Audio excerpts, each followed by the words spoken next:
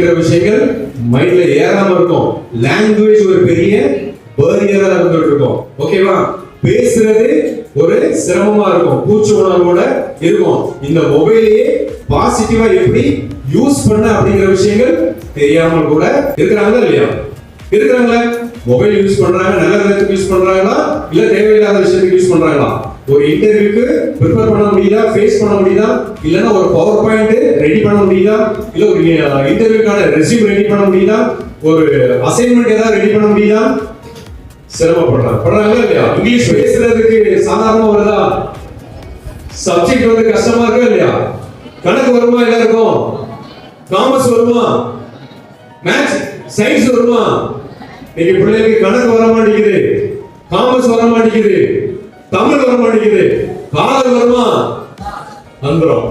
பிள்ளைகளுக்கு கணக்கு வராது, காதல் வருது. அப்படிதான் பேங்க்ல போய் செல்லான எடுத்து ஃபில்லப் பண்ணி பணத்தை போட்டு எடுக்க தெரியுமா?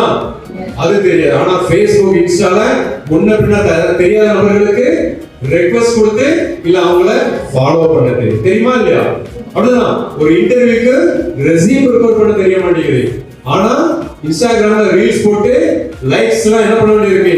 விதவிதமான கலர்ல ஹார்ட்ட கொடுக்க தெரியுது. பாத்தீங்களா? பச்சை கலர், மஞ்சள் கலர், ரோஸ் கலர் சொல்லிட்டு ஹார்ட் என்ன பண்றாங்க? வளைச்சி கொடுத்துட்டு இருக்காங்க.